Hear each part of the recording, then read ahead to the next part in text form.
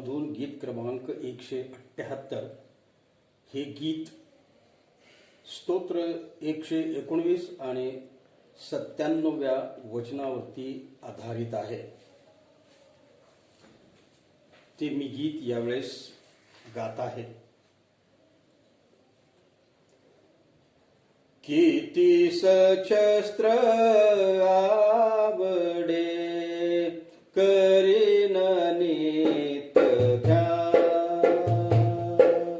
किती शस्त्र आवडे करीन नित्य ध्यान. देऊनी लक्ष त्याकडे मी समाधान.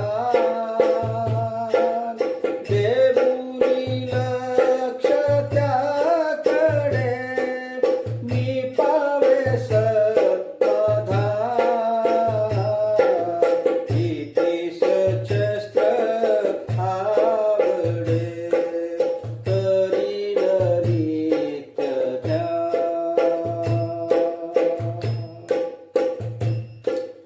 मी प्रातःकाळी उठूनी ते जाया लागतो. मी प्रातःकाळी उठूनी ते जाया लागतो. ते ऐकायास इच्छुनी जीवलुलपतो. ते ऐकायास इच्छुनी जीवलुलपतो. किती सशस्त्र आवडे करीन नित्य ध्यान. सशस्त्र माझ्या अंतरी बळाने ठसते. सशस्त्र माझ्या अंतरी बळाने ठसते. तेने संसार भीतरी हे गीत सुचते. तेने संसार भीतरी हे गीत सुचते. किती सशस्त्र आवडे करीन नित्य ध्यान. खरी किराणी राहता मिष्टान्न ते अक्षय. खरी किराणी राहता मिष्टान्न ते अक्षय. मधा परीस सर्वथा ते गोड अतिशय. मधा परीस सर्वथा ते गोड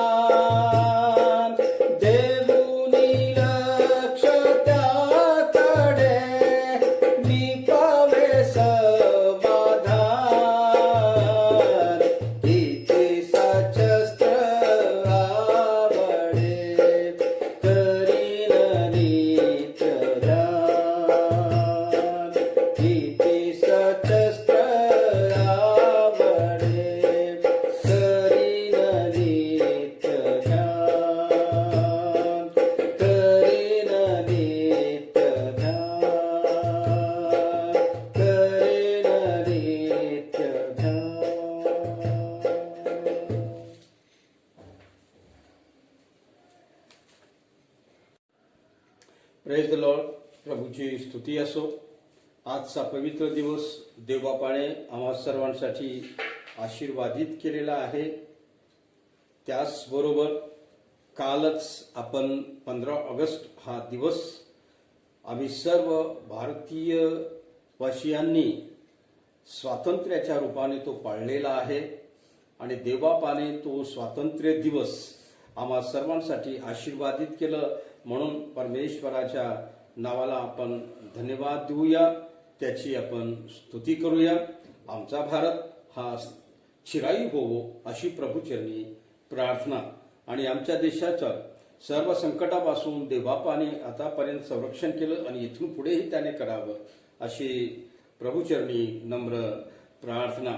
आजच्या पवित्र वचनाकडे जाण्यापूर्वी या ठिकाणी मी स्तोत्र 119 आणि 105 ते 112 ही वचने आपण यावेळेस ऐकूया. स्तोत्र 119 आणि 105 ते 112 ही वचने. तुझे वचन माझ्या पावलाकरिता दिव्यासारखे व माझ्या मार्गावर प्रकाशासारखे आहे. तुझे न्याय निर्णय पाळीन अशी शपथ मी वाहिली आहे व ती निश्चित केली आहे. मी फार पिढीलो आहे. हे परमेश्वरा, तो आपल्या वचनाप्रमाणे मला नवजीवन दे. हे परमेश्वरा, माझ्या तोंडची वचने ही स्वखुशीची अर्पणे समजून मान्य कर. तुझे निर्णय मला शिकव. मी आपला जीव नेहमी मुठीत धरून आहे, तरी मी तुझे नियमशास्त्र विसरलो नाही.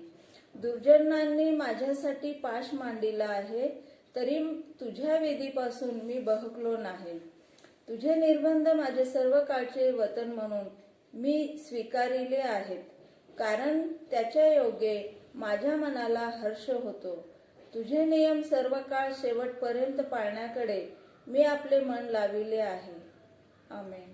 आमेन. 97 वचन वाचाय. 119 97 वचन. अहा, तुझे नियमशास्त्र मला किती प्रिय आहे. अहा, तुझे नियमशास्त्र मला किती प्रिय आहे. दिवसभर मी त्याचे मनन करीतो. दिवसभर मी त्याचे मनन करीतो. या सुंदर वचनाबद्दल आपण परमेश्वराच्या नावाला धन्यवाद देऊ आणि त्याची आपण स्तुती करूया. संजीवन भाग 2 कडे आपण जात आहोत. प्रियानो, परमेश्वर म्हणतो की मी नम्र जनाच्या आत्म्याचं संजीवन करीतो. यशाया 57 अध्याय आणि 15b या वचनामध्ये परमेश्वरानं म्हटलेलं आहे. नम्र जनाच्या आत्म्याचं मी संजीवन करीतो व अनुतापी जनांचे हृदय उत्तेजित करीतो. संजीवनाचा थोडक्यात अर्थ मागच्या रविवारी आपण पाहिलेला आहे, आजही आम्ही पाहत आहोत. आणि प्रियानो, हा विषय अत्यंत महत्वाचा आमच्यासाठी आहे, प्रत्येक विश्वासणाऱ्यांसाठी. संजीवन म्हणजेच नवीकरण, संजीवन म्हणजेच पुनर्जीवित होणे.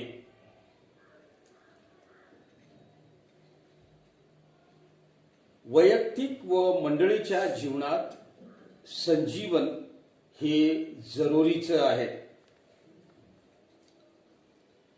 या ठिकाणी एक प्रश्न आमच्या समोर आहे. देवाच्या वचनाचा अभ्यास आम्ही का करीतो? देवाच्या वचनाचा अभ्यास आम्ही का करीतो? उपासना संगीत गीत क्रमांक 178 जे मी गायलेलं आहे, त्या गीतामध्ये स्तोत्रकर्ता अगदी सुंदर रीतीने त्याने वर्णन केलेलं आहे की तुझं वचन मला खूप आवडतं आणि म्हणून मी त्याचं नित्य नियमाने पठन करीतो, वाचन करीतो. त्या वचनाकडे मी लक्ष देतो. त्या वचनाकडे मी लक्ष दिल्यामुळं मनाला एक प्रकारची शांती प्राप्त होते, मनाला एक प्रकारचं समाधान प्राप्त होतं. त्यासाठी आम्ही अभ्यास करावा. तो म्हणतो की मी प्रातःकाळी उठून ते घ्याया लागतो, ते ऐकावयास इच्छुनी जीव लुलपतो.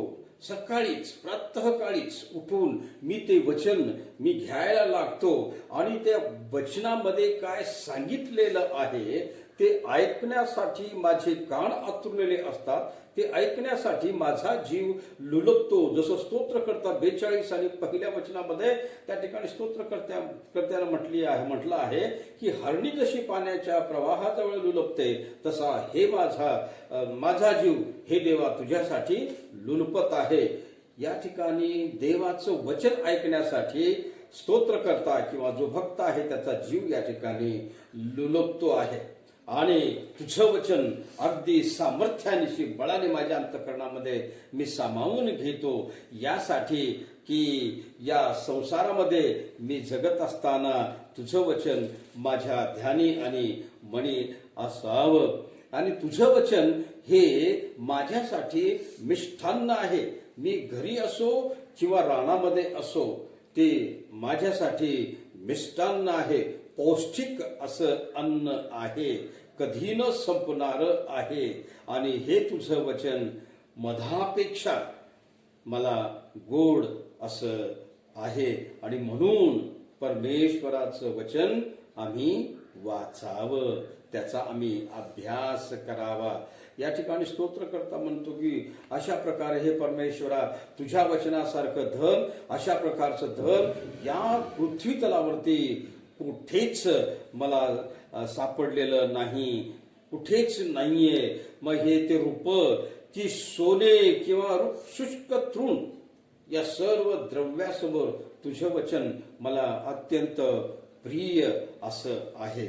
आणि शेवटच्या कडव्यामध्ये 6व्यामध्ये म्हणतो की क्लेशाने जीव गळता हो शास्त्र पूर्ण आधार. मी थकलेलो आहे, मी दमलेलो आहे, मी कष्टी झालेलो आहे, ओझ्यानं वाकलेलो आहे आणि अनेक अडचणीमध्ये मी गुरफटलेलो आहे.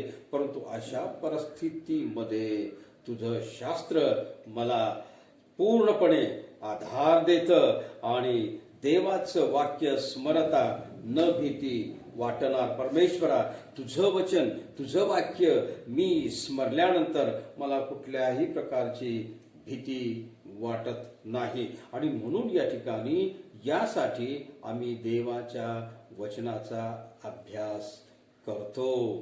या ठिकाणी आपण पाहतो, आपण कामावर का जातो प्रियानो, आम्ही व्यवसाय का करतो, जॉबवर आम्ही का जातो, इतर उद्योगधंदे आम्ही का करीतो, शेतकरी किंवा बागायतदार शेतीमध्ये बागायतामध्ये का कष्ट करतात.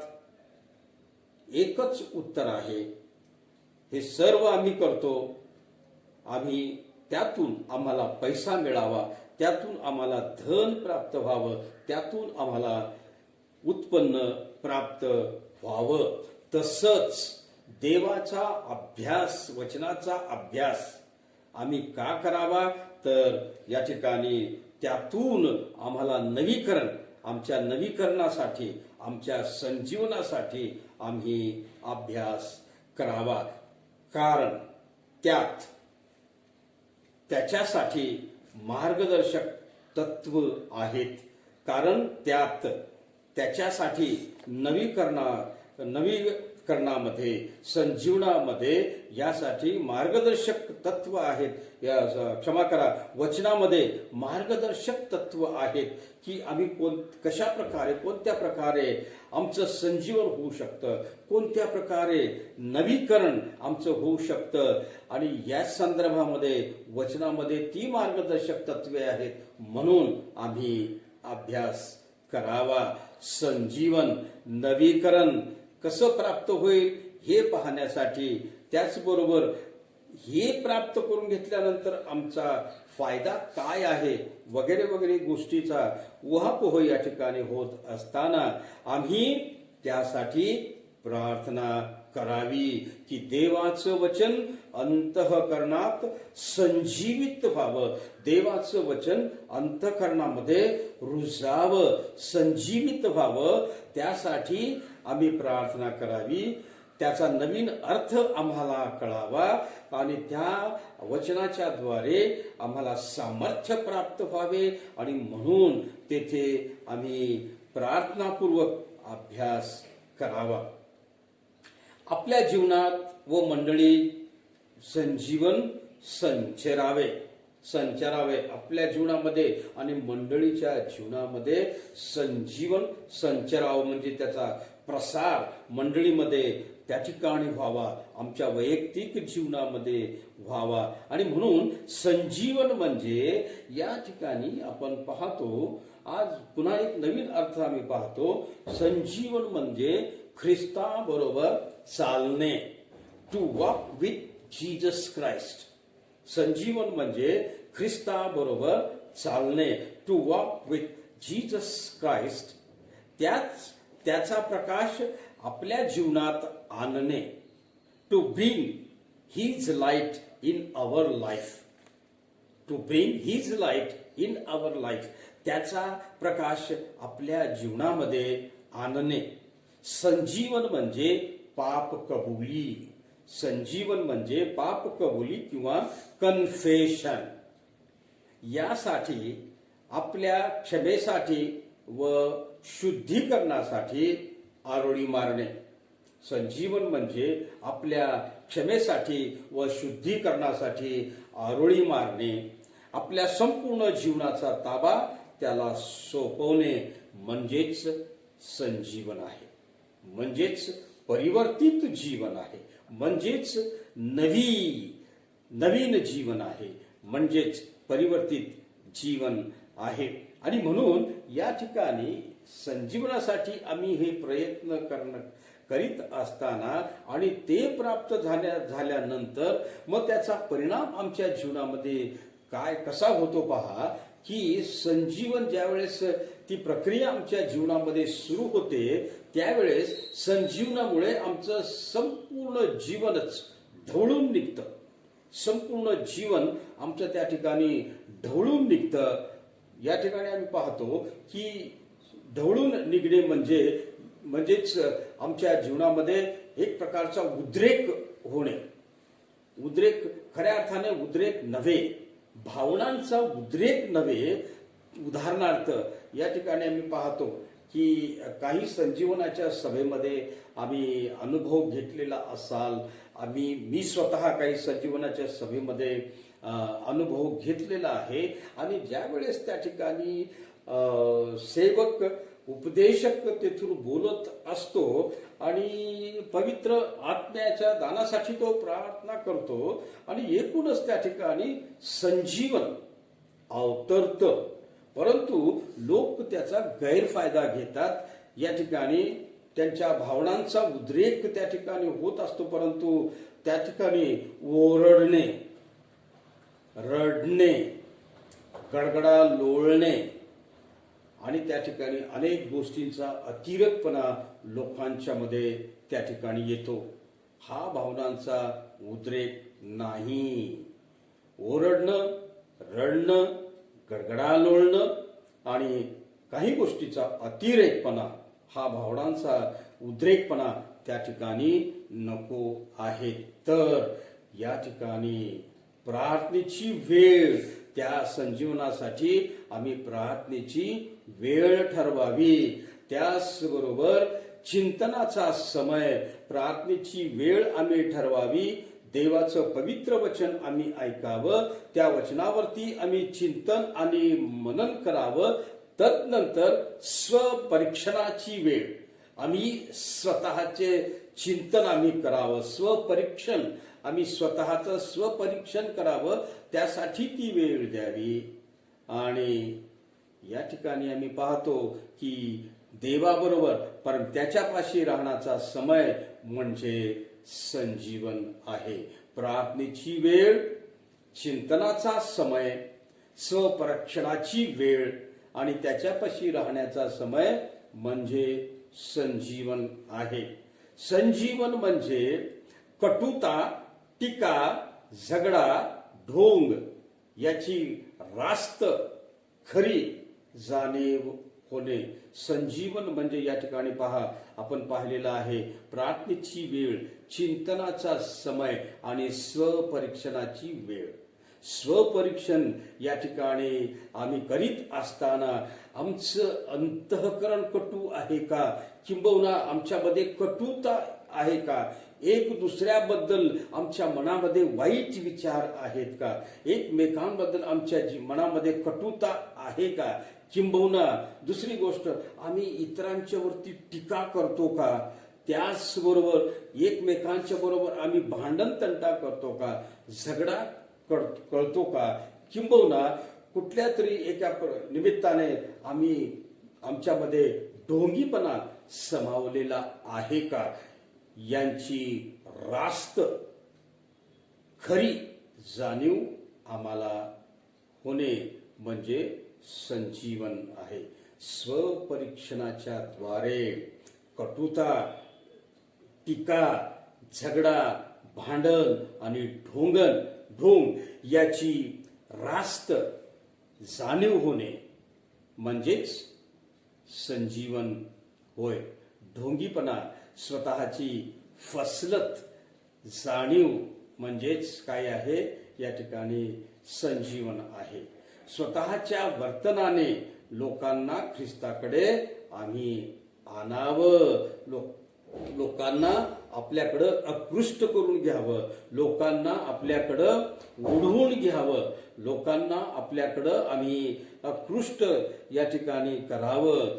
आणि म्हणून मत्तयाचं शुभवर्तमान 5वा अध्याय आणि 16व्या वचनामध्ये पहा, देवाचं वचन आम्हाला या ठिकाणी काय सांगत आहे. त्याप्रमाणे तुमचा प्रकाश लोकांसमोर लोकांच्या समोर असा पडू द्या की त्यांनी तुमचे सत्कर्मे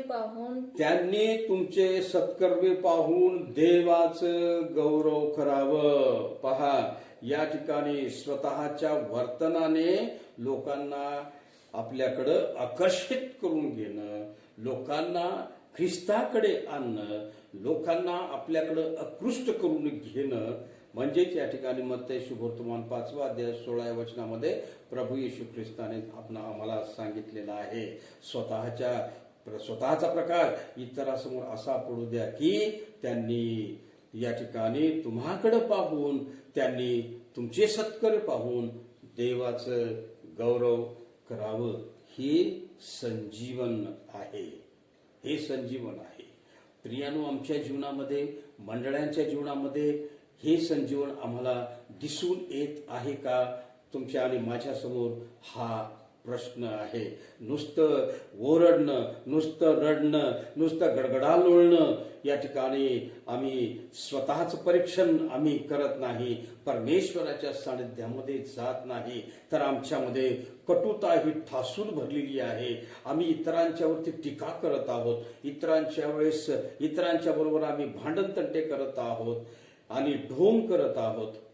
या सर्व गोष्टी आमच्यामध्ये असल्या कारणानं इतर लोकांना आम्ही आमच्याकडं, आमच्या ख्रिस्ती जीवनाकडं आम्ही आकृष्ट करू शकत नाही, लोकांना आम्ही घेऊन येऊ शकत नाही. तर या ठिकाणी ख्रिस्ताने स्पष्ट शब्दात सांगितलेलं आहे की तुमचा प्रकाश इतरांपुढे असा पडू द्या की त्यांनी तुमचे सत्कर्मे पाहून स्वर्गीय देवाचं त्यांनी गौरव करावं. हे संजीवन होय. आत्मपरीक्षणाची आम्हाला मंडळांना याची अत्यंत आवश्यकता आहे. आम्ही पाहतो पवित्र आत्मा सर्व सामर्थ्यानिशी, प्रेषितांची कृत्य याचा 2रा अध्याय आणि 2ऱ्या वचनामध्ये पवित्र आत्मा सोसाट्याच्या वाऱ्यासारखा त्या ठिकाणी मंडळी ज्या घरामध्ये जमलेली होती, 2रा अध्याय 2रं वचन, अकस्मात मोठ्या वाऱ्याच्या सुसाट्यासारखा आकाशातून नाद झाला व ज्या घरात ते बसले होते ते सर्व त्यांनी भरले. ते सर्व त्यांनी काय झालेलं आहे? भरलेलं आहे. सुसाट्याच्या वाऱ्या सामर्थ्यानिशी पवित्र आत्मा त्या ठिकाणी आलेला आहे. या संजीवनासाठी ही मंडळी त्या ठिकाणी तयार होती प्रियानो.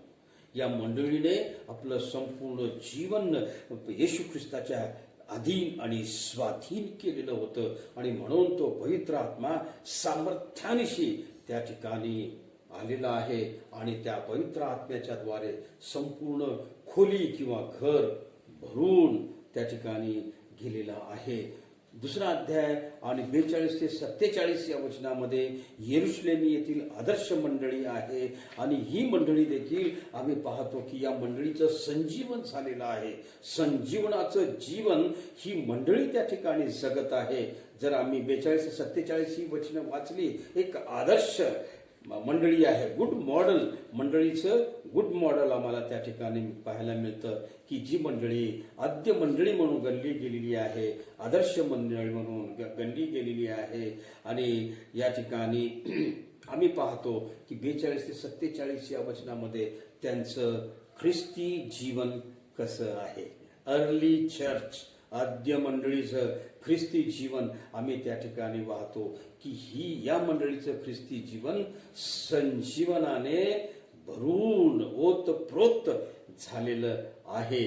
कारण शेवटच्या वचनामध्ये 47 वचन वाचा पहा, संजीवनाने या मंडळीचं ख्रिस्ती जीवन ओतप्रोत भरलेलं आहे. पहा, या ठिकाणी आम्हाला पाहायला मिळतं सर्व लोक त्यांना प्रसन्न असत, सर्व लोक त्यांना प्रसन्न असत आणि प्रभू तारण प्राप्त होत असलेल्या माणसाची दररोज सर्व लोक त्यांना प्रसन्न होत असत. सर्व लोक या ठिकाणी त्यांच्याकडे पाहून त्यांना प्रसन्न वाटत असत, ते आनंदी होत असत, ते आकृष्ट झालेले आहेत. या ठिकाणी आम्ही पाहतो ख्रिस्ताकडे ओढले जात आहेत, ख्रिस्ताकडे आणले जात आहेत आणि तारण प्राप्त होणाऱ्यांची त्या ठिकाणी काय होत आहे, दररोज त्यांच्यात भर पडत आहे.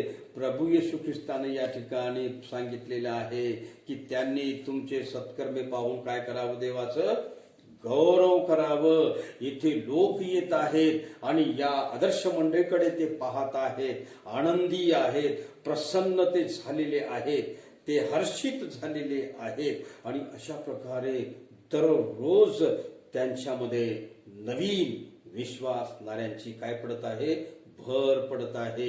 हे संजीवन आहे. आमच्या मंडळामध्ये आम्हाला हे संजीवन पाहायला मिळतं. आमच्या स्वतःच्या जीवनामध्ये अशा प्रकारचं संजीवन आम्हाला पाहायला मिळतं का प्रियानो? हा स्व परीक्षणाचा विषय आहे.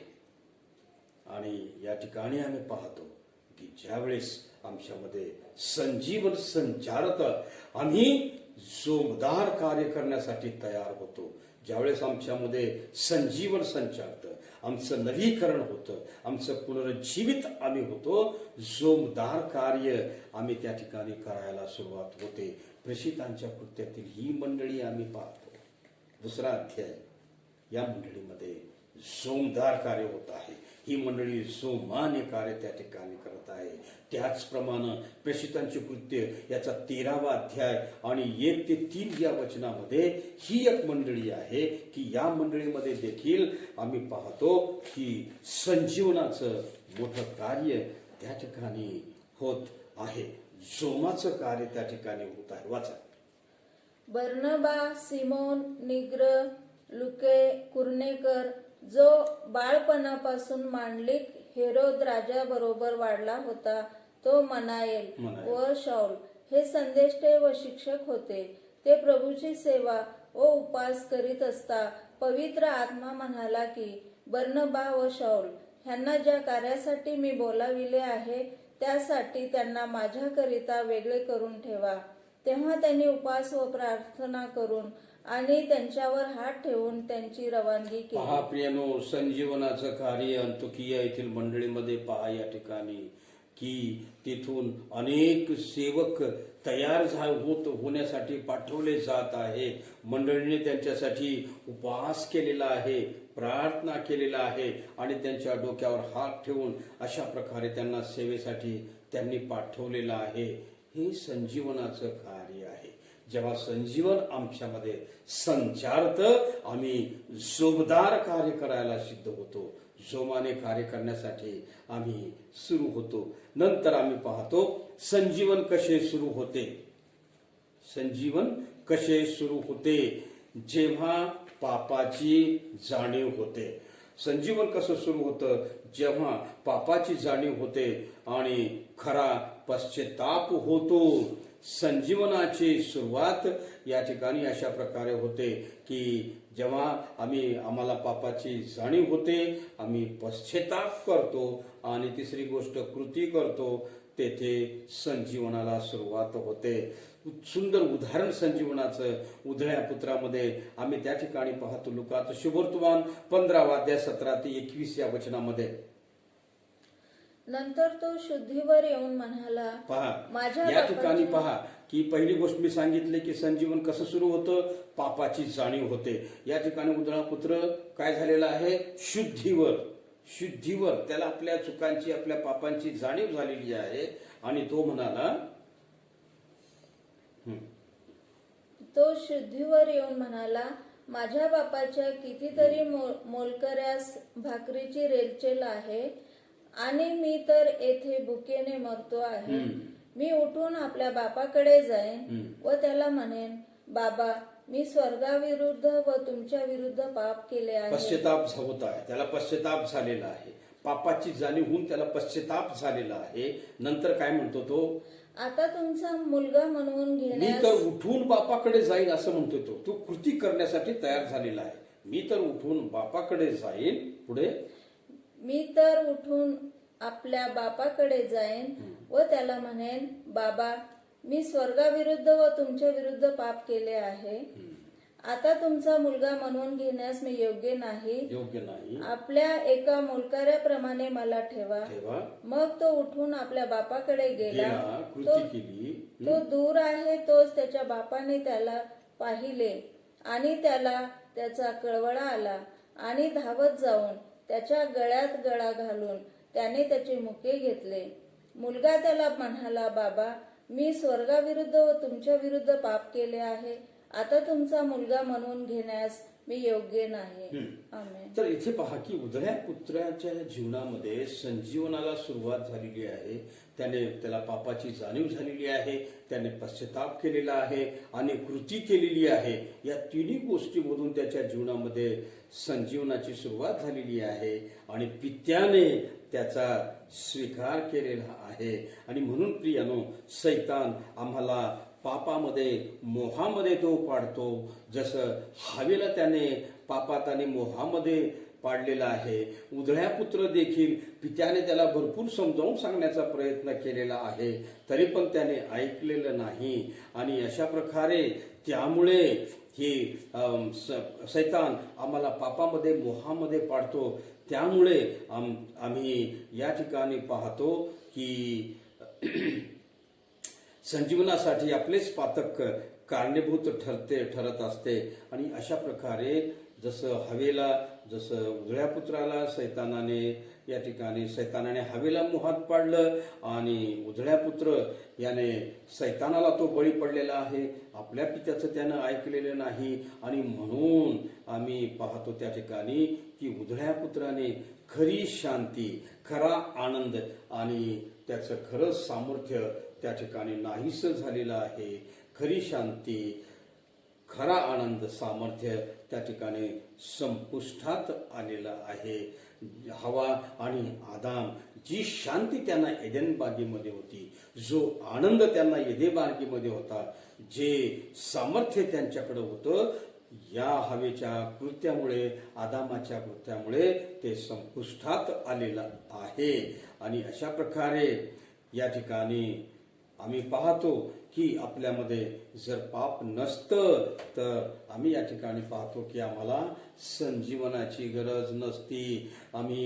आमच्या जीवनामध्ये पाप आलं, आम्ही सैतानी मोहाला बळी पडलो, सैतानाच्या पापाच्या जाळ्यामध्ये आम्ही अडकलो. त्यामुळेच आम्हाला संजीवनाची गरज या ठिकाणी आहे. आणि अशा प्रकारे म्हणून पापाची जाणीव होऊन ती पापे आम्ही पश्चातापपूर्वक केल्याने आमच्या जीवनामध्ये संजीवनाची सुरुवात होते.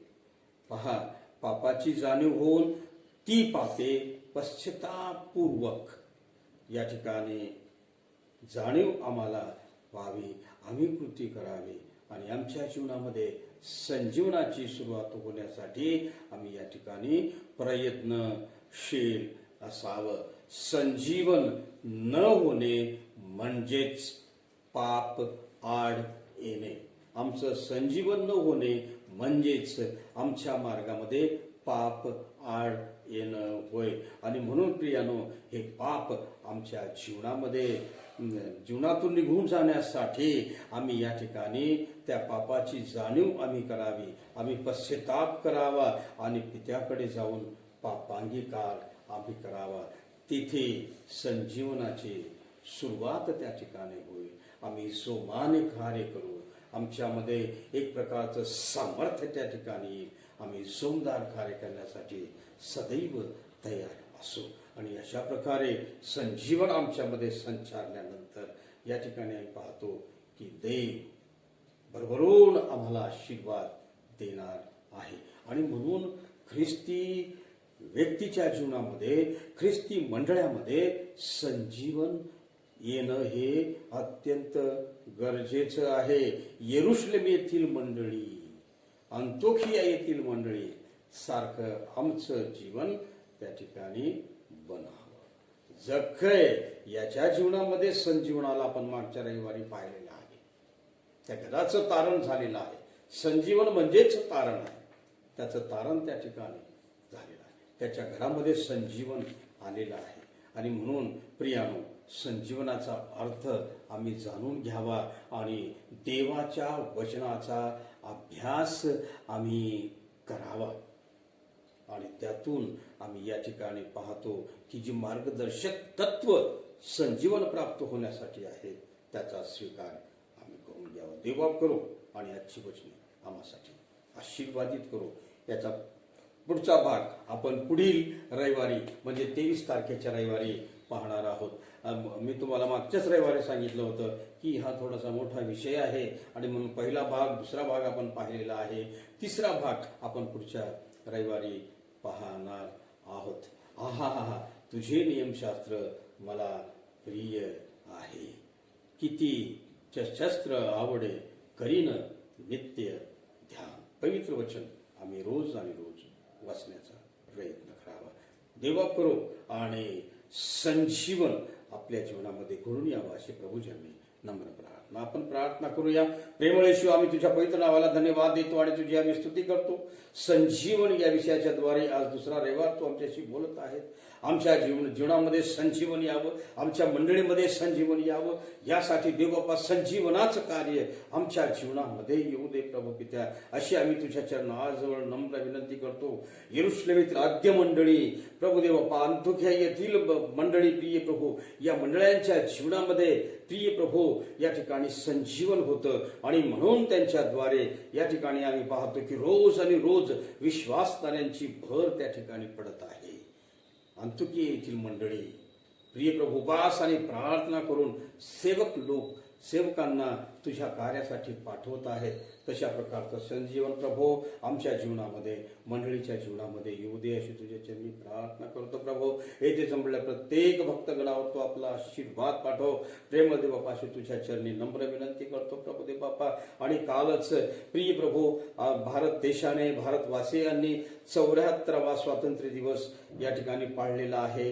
आमच्या देशाला तू आशीर्वादित केलेला आहेस. सर्व संकटापासून प्रभू तू सांभाळत आहेस आणि म्हणून आम्ही तुझी स्तुती करतो, तुला धन्यवाद देतो. देशाचे पंतप्रधान, प्रभुदेव राष्ट्रपती, त्यांचं मंत्रिमंडळ आणि प्रत्येक राज्यातील मुख्यमंत्री आणि त्यांचं मंत्रिमंडळ, प्रिय देव बापा, प्रशासकीय सर्व अधिकारी, या सर्वांना तू आशीर्वादित कर. प्रेमळ देव बापा, आमच्या भारतातीलच नव्हे तर संपूर्ण जगातून करोना व्हायरसचा समूळ नाश तू कर, हीच तुझ्या चरणाजवळ नम्र प्रार्थना करीतो. प्रेमळ देव बापा, दया कृपा अनुग्रह कर. जमलेल्या प्रत्येकावर, उपदेश ऐकणाऱ्या प्रत्येकावर तो आपला भरभरून आशीर्वाद दे. तुझ्या चरणी नम्र विनंती येशू ख्रिस्त आमचा प्रभू याच्या पवित्र नावात विनंती केली आहे म्हणून तू ऐक. आमेन. हे आमच्या स्वर्गातील पित्या, तुझे नाम पवित्र मानले जावो, तुझे राज्य येवो, जसे स्वर्गात तसे पृथ्वीवरही तुझ्या इच्छेप्रमाणे हो. आमची रोजची भाकर आज आम्हास दे, आणि जसे मी आमचे ऋण ऋण सोडले आहे तसे तू आमचे ऋण आम्हास सोड, आणि आम्हास पैसे सांगू नको, तर आम्हास वाईटापासून सोडव, कारण की राज्य, सामर्थ्य आणि गौरव हे सर्व काळ तुझीच आहे. आमेन. आणि आता मेनरांचा महान मेनपाळ आमचा प्रिय प्रभू ख्रिस्त याची कृपा, देश बाप याची प्रीती आणि पवित्र आत्म्याचं सहभागी पण आम्ही येथे जमलेल्या प्रत्येक लहान थोरांच्या बरोबर आजपासून सदा सर्व काळपर्यंत असो. आमेन. आमेन. आमेन. शालोम. प्रभूची शांती तुम्हाला बरोबर असो. आमेन.